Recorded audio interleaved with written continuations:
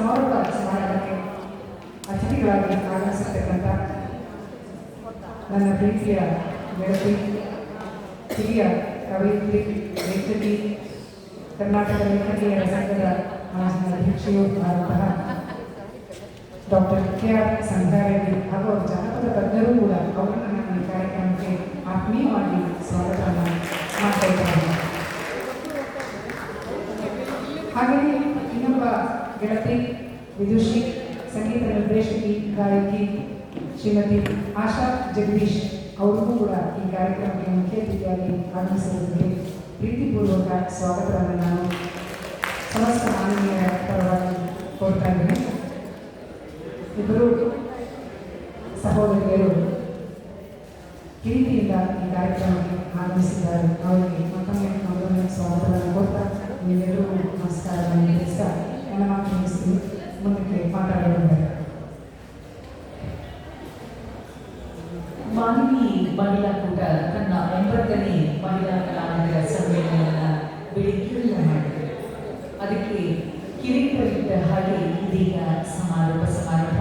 ಇಂದು ನಮ್ಮೊಂದಿಗೆ ಮುಖ್ಯ ಅತಿಥಿಗಳಾಗಿ ಉಪಸ್ಥಿತರಿರುವ ವಾಗ್ಮಿಗಳು, ಲೇಖಕಿಯೂ ಆದ ಡಾಕ್ಟರ್ ಸಂಗಾರೆಡ್ಡಿ KR ನಮ್ಮೆಲ್ಲರನ್ನ ಉದ್ದೇಶಿಸಿ ಮಾತನಾಡಬೇಕು ಅಂತ ವಿನಂತಿಸಿಕೊಳ್ತಾರೆ. ಎಲ್ಲರಿಗೂ ನಮಸ್ಕಾರ. ಹೊರಗಡೆ ಹೆಂಗಿದೆ ಅಂತ ಹೇಳಿದ್ರೆ ನೇಮಾಗೆ ಫೋನ್ ಮಾಡಿದೆ, ನಿಜವಾಗ್ಲೂ ಕಾರ್ಯಕ್ರಮ ಇದೆಯಾ ಇವತ್ತು ಅಂತ. ಇಲ್ಲಿ ಬಂದು ನೋಡಿದ್ರೆ ಹೊರಗಡೆ ಹೆಂಗಿದೆ ಅನ್ನೋದು ಸುಳಿಗೂ ಸಿಕ್ಕಲ್ಲ. ಹೆಂಗಿದೆ ಎಷ್ಟು ಸುಂದರವಾಗಿ, ಇಷ್ಟೊಂದು ವಿಜೃಂಭಣೆಯಿಂದ ಮತ್ತೆ ಇಷ್ಟೊಂದು ಸಂಗೀತದ ವರ್ಷಧಾರಣೆ ಹರಿಸ್ತಾ ಒಂಥರ ಎಲ್ಲಾನು ಮರೆತು ಹೋಗುವಷ್ಟು, ಎಲ್ಲ ಜಂಜಡಗಳನ್ನು ಮರೆತು ಹೋಗುವಂಥ ಒಂದು ಅತ್ಯಪೂರ್ವವಾದಂಥ ಕಾರ್ಯಕ್ರಮ ಅಂತ ಇದನ್ನು ನೋಡಿದಾಗ ನನಗೆ ಅನ್ನಿಸ್ತು. ಖಂಡಿತ ನಿಜವಾಗ್ಲೂ ನಾವು ಎಷ್ಟೊಂದು ಕಳ್ಕೊತಾ ಇದ್ದೀವಿ. ಇವತ್ತಿನ ಜಗತ್ತಿನ ಹೆಂಗಾಗೋಗಿದೆ ಅಂತ ಹೇಳಿದ್ರೆ, ಕೆಲವರಿಗೇನೆ ಒಂದು ತಾರಮೌಲ್ಯ ಕೊಟ್ಬಿಟ್ಟು ಇನ್ನುಳಿದ ಎಲ್ಲ ಸೌಂದರ್ಯವನ್ನ, ಎಲ್ಲ ಸಂತೋಷವನ್ನ ನಾವು ಕಳ್ಕೊತಾ ಇದ್ದೀವಿ. ಅದು ಇವತ್ತಿನ ಒಂದು ದುರಂತ ಅಂತ ನನಗೆ ಹೇಳಕ್ ಇಷ್ಟಪಡ್ತೀನಿ.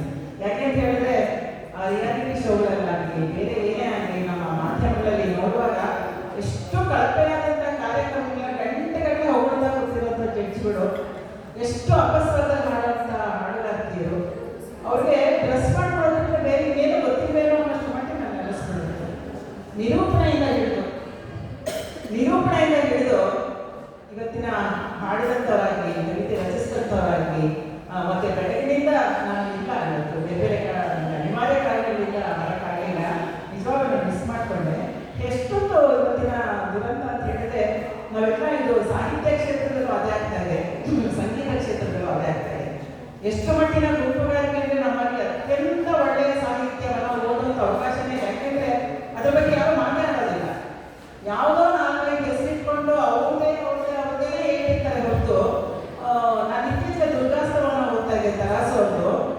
ನಿಜವಾಗ್ಲೂ ಎಂಥ ಮಹಾನ್ ಲೇಖಕ ಅವರು ಅಂತ ಗೊತ್ತಾಗ್ಬೇಕಾದ್ರೆ ನೀವು ಅದೊಂದು ಚಾಪ್ಟರ್ ಓದ್ಬಿಡಿ.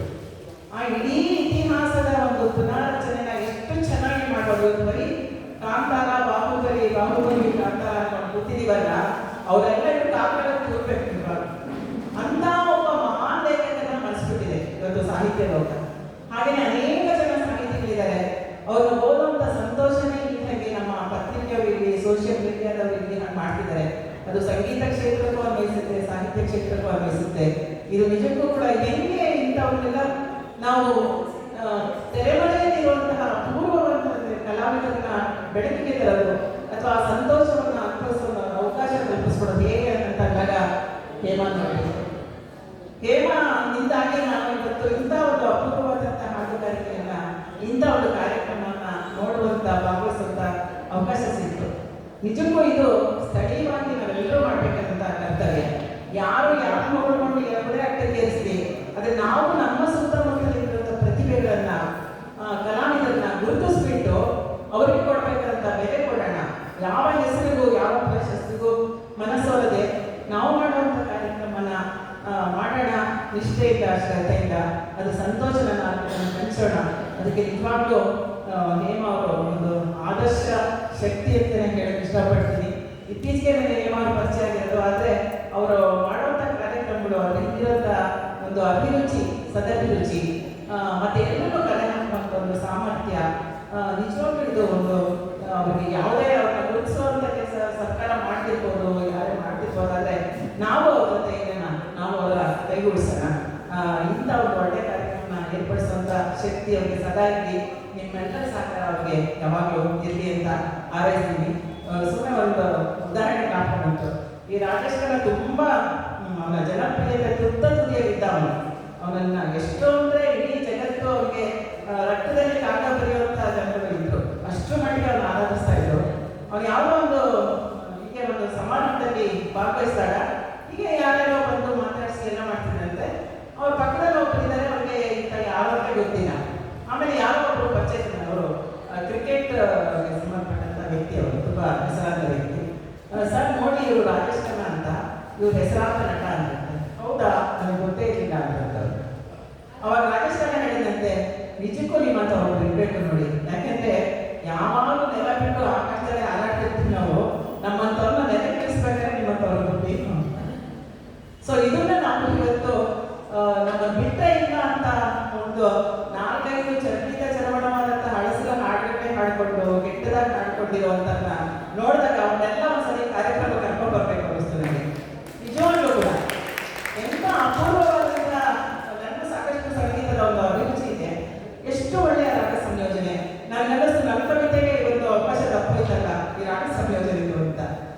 ಎಷ್ಟು ಒಳ್ಳೆ ರಾಗ ಸಂಯೋಜನೆ, ಎಷ್ಟು ಒಳ್ಳೆ ಹಾಡುಗಾರರು. ಒಬ್ಬೊಬ್ಬರು ಕೂಡ ಒಂದೇ ಒಂದು ತಪ್ಪನ ಕಲಿಯಕ್ಕಾಗಿಲ್ಲ. ಆಮೇಲೆ ವಾದ್ಯಗೋಷ್ಠಿ ಇರ್ಬೋದು, ಆಮೇಲೆ ನಿರೂಪಕರು ಇರ್ಬೋದು.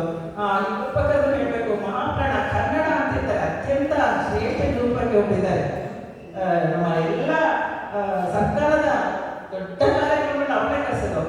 ಅವಳು ಹೇಳೋದು ಕನ್ನಡ ಜೊತೆ ಅಂಥವ್ರನ್ನ ಕಣ್ಣು ಮುಚ್ಕೊಂಡು ಸಾವಿರಾರು ಲಕ್ಷಾಂತರ ರೂಪಾಯಿ ಕೊಟ್ಟು ಕರೆಸ್ತಾರೆ. ಹೀಗೆ ಒಂದು ಬಂದಾಗ ಏನಾಗುತ್ತೆ, ನಮ್ಮಲ್ಲಿರುವಂಥ ಇಂಥ ಎಷ್ಟು ಅವರು ಈ ಕಾರ್ಯಕ್ರಮ ಒಂದು ಚಿಕ್ಕದಿರ್ಬೋದು, ಜನ ಕಮ್ಮಿ ಇರ್ಬೋದು, ಅಂದರೆ ಅವ್ರು ಮಾಡುವಂಥ ಕೆಲಸದಲ್ಲಿ ಸಂಪೂರ್ಣ ನಿಷ್ಠೆಯಿಂದ ಅವರು ತೊಡಗಿಕೊಂಡು ನಿರೂಪಣೆ ಮಾಡಿದ್ದಾರೆ. ಅದಕ್ಕೂ ಕೂಡ ಇವತ್ತಿನ ಎಲ್ಲ ಅಂಶಗಳು ಕೂಡ ತುಂಬ ಸಂತೋಷ ಕೊಟ್ಟಂಥ ಸಂಗತಿಗಳು. ನಿಮ್ಮೆಲ್ಲರಿಗೂ ನನ್ನ ಅಭಿನಂದನೆ ಹೇಳ್ತಾ, ಹೇಮಾ ಅವರಿಗೆ ಮತ್ತೆ ಶುಭ ಹಾರೈಸ್ತಾ, ಈ ಕಾರ್ಯಕ್ರಮಗಳು ಹೀಗೆ ಯಶಸ್ವಿಯಾಗಿ ನಡೀತಾ ಇರಲಿ. ಹೆಚ್ಚು ಹೆಚ್ಚು ಹೊಸ ಹೊಸ ಪ್ರತಿಭೆಗಳಿಗೆ, ಯುವ ಜನರಿಗೆ ಅವಕಾಶ ಸಿಗುವಂಥ ಕಾರ್ಯಕ್ರಮ ನಡೀತಾ ಇದೆ ಹಾರೈಸಿ, ನನಗೆ ಈ ಒಂದು ಅಪೂರ್ವವಾದಂಥ ಅವಕಾಶ ಕೊಡೋದಕ್ಕೆ ಎಲ್ಲರಿಗೂ ಒದಗಿಸಿ ನಾನು ಮಾತನ್ನು ಮುಗಿಸ್ತೀನಿ. ನಮಸ್ಕಾರ. ಸಂಗೀತವಾದದೇ ಸಾಹಿತ್ಯ. ನಮ್ಮ ಒಳಿತನ್ನ ಬಯಸುವಂತಹ, ಮನಸ್ಸನ್ನು ಸಂಸ್ಕರಿಸುವಂತಹ ಸಾಹಿತ್ಯದ ಓದು ಇಂದಿಗೆ ತುಂಬ ಕಡಿಮೆ ಆಗ್ತದೆ. ಸಾಹಿತ್ಯವಿರಬಹುದು, ಸಂಗೀತವಿರಬಹುದು, ಯಾವುದೇ ಲಲಿತ ಕಲೆ ಇರಬಹುದು, ಅದು ಕಲೆ ವಿಲಾಸಕ್ಕಲ್ಲ ಆತ್ಮವಿಕಾಸಕ್ಕೆ ಎನ್ನುವಂತಹ ಮಾತನ್ನ ಮತ್ತೆ ಮತ್ತೆ ನಮ್ಮ ಮುಂದೆ ತರ್ತಾ ಇದೆ. ಆದರೆ ನಾವು ಯಾಕೋ ಅದರಿಂದ ದೂರ ಆಗ್ತಿದ್ದೀವಿ.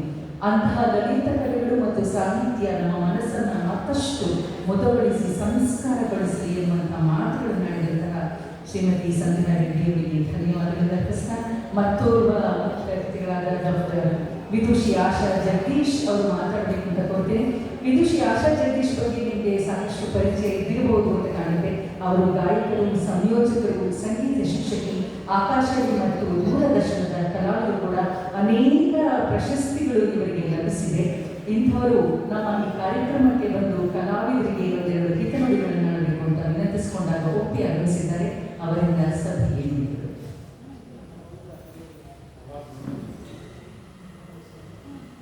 ಎಲ್ಲರಿಗೂ ನಮಸ್ಕಾರ. ವೇದಿಕೆಯ ಮೇಲಿರುವ ಹಿರಿಯ ಲೇಖಕಿಯರಾದ ಸಂಧ್ಯಾ ರೆಡ್ಡಿಯವರೇ ಮತ್ತು ಗೆಳತಿ ಹೇಮಾ ಪ್ರಸಾದ್ ಅವರೇ ಎಲ್ಲರಿಗೂ ಮತ್ತು ಆಗಮಿಸಿರುವ ಶ್ರೋತೃವರ್ಗದವರಿಗೆ ನಾನು ಒಂದೆರಡು ಮಾತಾಡ್ತೇನೆ. ಜಾಸ್ತಿ ಮಾತಾಡಲ್ಲ, ಇನ್ನೂ ಅನೇಕ ಕಾರ್ಯಕ್ರಮ ಇದೆ. ನಾನು ಮೂಲತಃ ಗಾಯಕಿ, ನಿಮಗೆಲ್ಲ ಬೋರ್ ಮಾಡಲ್ಲ. ತುಂಬ ಚೆನ್ನಾಗಿತ್ತು. ಬೆಳಗ್ಗೆ ಕಾರ್ಯಕ್ರಮಕ್ಕೆ ಬಂದಾಗ, ಹೌದು, ವೇದಿಕೆ ಕಾರ್ಯಕ್ರಮ ಪ್ರಸ್ತಾವನೆಯಿಂದಲೇ ಬಂದಿದೆ. ತುಂಬ ಚೆನ್ನಾಗಿತ್ತು. ಮಾಲತಿ ಶರ್ಮಾ ಇರ್ಬೋದು, ಮತ್ತು ನಮಗೆ ಎಮ್ ಎಸ್ ಶೀಲಾ, ಎಲ್ಲ ಹಿರಿಯ ಗಾಯಕರೆಲ್ಲ, ಇಂಥ ಜನನೆಲ್ಲ ಕೂರಿಸಿರುವ ಹೇಮಾ ಅವರಿಗೆ ನಾನು ಅಭಿನಂದನೆಗಳನ್ನ ಹೇಳ್ತಾ ಇದ್ದೀನಿ. ಇದು 9ನೇ ಮಾಲಿನ್ಯ ಕೂಟ. ಇದು ಇನ್ನೂ ಈ ಥರ ಎಷ್ಟು ಮಾಡ್ತಾ ಇರಲಿ ಅವರು. ಹೇಮಾ ಅವರಿಗೆ ನಮ್ಮ ಸಪೋರ್ಟ್ ಯಾವಾಗಲೂ ಇದ್ದೇ ಇರುತ್ತೆ. ಅಷ್ಟು ಒಳ್ಳೆ ಆತ್ಮೀಯ ಗೆಳತಿ. ಇವತ್ತು ಮಳೆ ಇದ್ರೂ ಕೂಡ ಬೆಳಗ್ಗೆ ಹಾಲು ತುಂಬಿತ್ತು. ಅಂಥದ್ರಲ್ಲೂ ಇಷ್ಟು ಬೆಳಕಿಂದ ನೀವೆಲ್ಲ ಕಾಯ್ತಾ ಇದ್ದೀರಾ.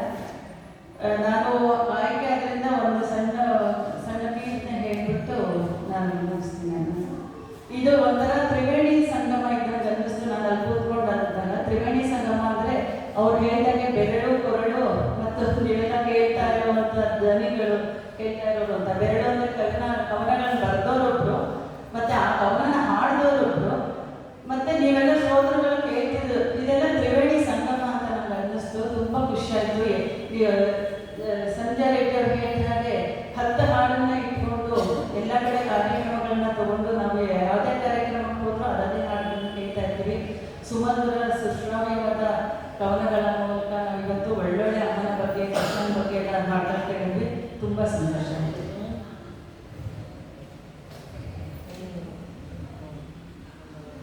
ನಮಸ್ತೆ ಶಾರದಾ ದೇವಿ ಕಾಶ್ಮೀರ ಪುರವಾಸಿನಿ ತ್ವಾಮಹಂ ಪ್ರಾರ್ಥನೆ ದೇವಿ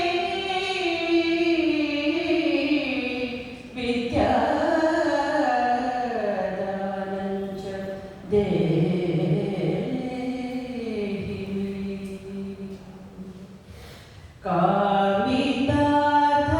ಕಾಮಿತಾರ್ಥದಾಯಕಿ ದೇವಿ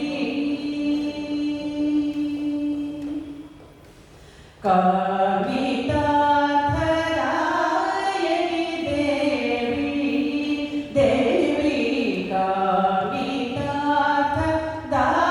ಕಾಮಿತಾರ್ಥದಾಯಕಿ ದೇವಿ ದೇವಿ ಕಾಮಿತಾರ್ಥದಾಯಕಿ ದೇವಿ ಶ್ರೀ ಚಾಮುಂಡೇಶ್ವರಿ ಕಾಮಿತಾರ್ಥದಾಯಕಿ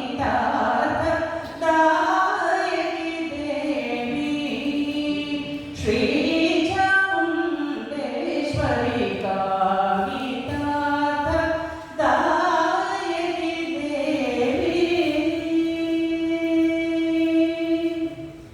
ದೇವಿ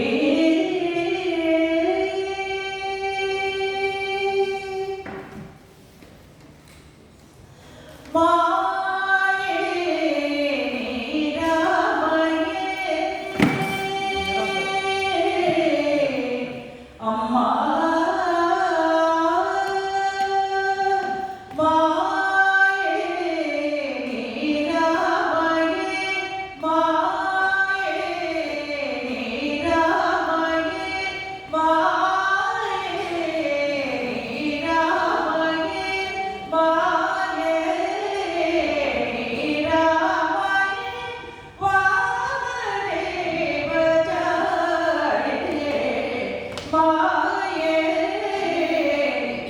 ನೀರಾಮಯೇ ವಾಮದೇವ ಜಾಯೇ ಕಾಮಿತಾರ್ಥದಾಯಕಿ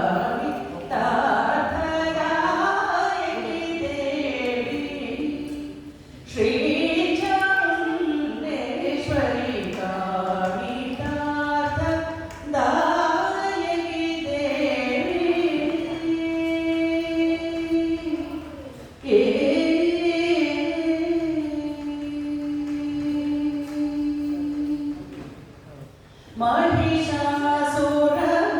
ಮಹಿಷಾಸುರಮರ್ದಿನಿ ಮಹಾತ್ರಿಪುರ ಸುಂದರಿ ಮಹಿಷಾಸುರಮರ್ದಿನಿ ಮಹಾತ್ರಿಪುರ ಸುಂದರಿ